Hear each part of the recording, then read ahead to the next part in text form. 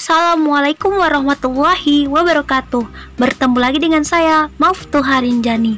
Di video kali ini, aku ingin mengajak kalian untuk memanfaatkan waktu di era pandemi ini. Di masa pandemi ini, susah banget mencari lowongan pekerjaan, sedangkan banyak banget waktu luang yang terbuang sia-sia. Supaya waktu luang kita tidak terbuang sia-sia, maka aku ingin menawarkan kalian sebuah bisnis yang jika tekun kita jalani, insya Allah kita akan menjadi orang-orang yang bermanfaat. Bisnis ini sangat enak teman-teman, cukup dengan di rumah aja, dan bisnis ini bisa dilakukan sambil rebahan. Bisnis ini hanya menjadi seorang reseller. Cukup menjadi seorang reseller.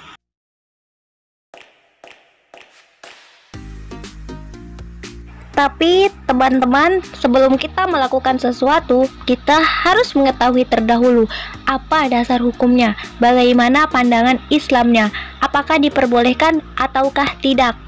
Dan saat ini aku akan berbagi pengetahuan tentang apakah hukum dari bisnis sebagai reseller.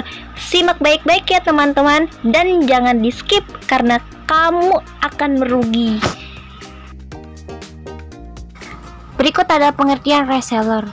Reseller itu seorang pembisnis yang melakukan jual beli dengan langsung membeli barang dari grosir atau supplier untuk disimpan sebagai stok dan kemudian dia jual kembali kepada konsumen.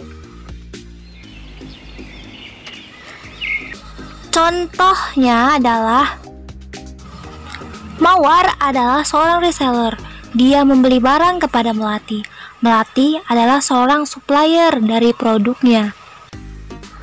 Kemudian produk yang sudah dibeli Mawar distok di gudangnya. Saat ada pembelian dari konsumen, maka semua proses selanjutnya akan diselesaikan oleh Mawar.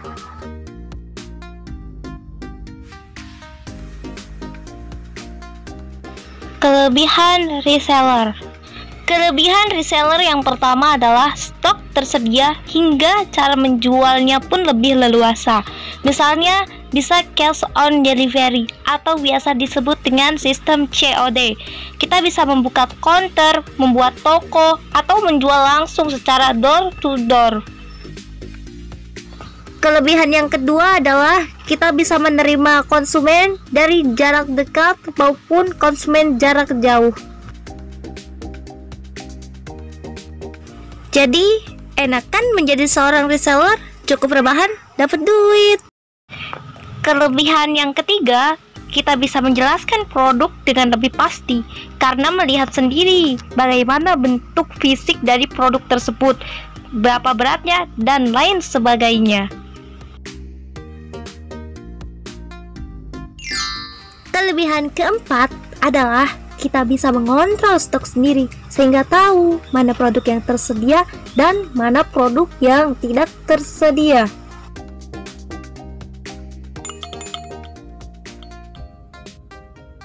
Dan kelebihan yang kelima adalah kita bisa mengambil margin lebih besar daripada penjual lainnya karena kita mengambil barang langsung dari suppliernya.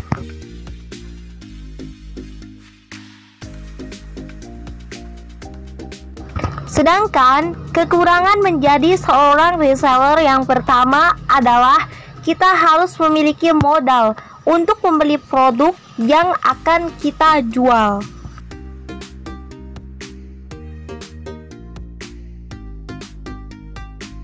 Kemudian kekurangan yang kedua adalah akan memiliki resiko produk mengendap di gudang karena tidak laku. Dan kekurangan yang ketiga adalah kita akan direpotkan dengan proses packing dan pengiriman kepada pembeli.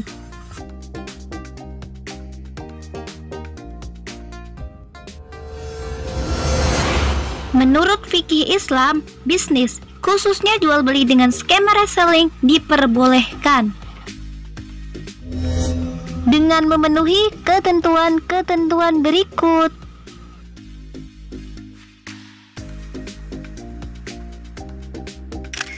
Yang pertama, Produk yang akan dijual harus halal dan jelas kriterianya, supaya tidak termasuk ke dalam produk goror atau tidak jelas yang dilarang dalam Islam sesuai dengan hadis Rasulullah Shallallahu Alaihi Wasallam, yang artinya Rasulullah Shallallahu Alaihi Wasallam melarang jual beli yang mengandung goror. Hadis riwayat Muslim.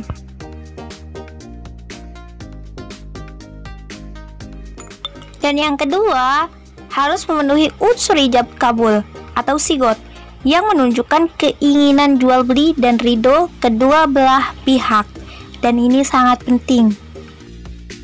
Menurut mazhab Syafi'iyah, bisnis reselling ini bisa melahirkan perpindahan kepemilikan dengan sekadar akad atau transaksi yang disepakati sesuai dengan pendapat ulama. Pembeli memiliki barang dan penjual memiliki harga barang dengan sekadar akad jual beli yang sah dan tanpa menunggu adanya serah terima atau takobud.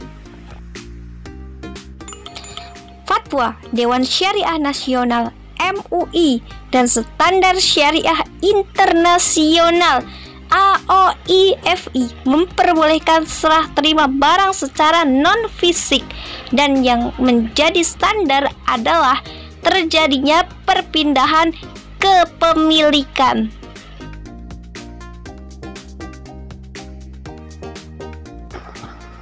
Dan yang ketiga adalah skema akad yang berlaku dalam transaksi reselling itu terdiri atas dua akad, yakni akad antara reseller dan supplier adalah akad jual beli tunai.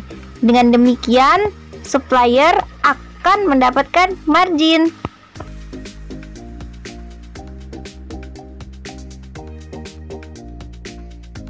Kemudian, akad antara reseller dan pembeli adalah akad jual beli tidak tunai, di mana harga dibayarkan tunai dan barang dikirim di kemudian. Dan yang keempat adalah penjual harus menjelaskan secara jujur tentang objek jual beserta harganya. Begitu pula reseller harus menjelaskan dengan jelas dan terbuka kepada pembeli.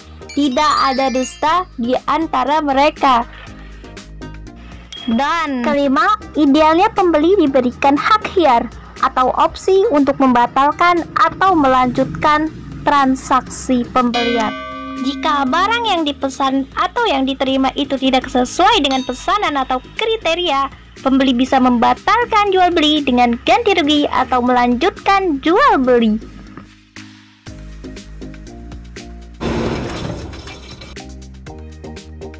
Terima kasih sudah menyaksikan video dari aku. Semoga bermanfaat dan semoga kita semua sukses selalu. Assalamualaikum warahmatullahi wabarakatuh.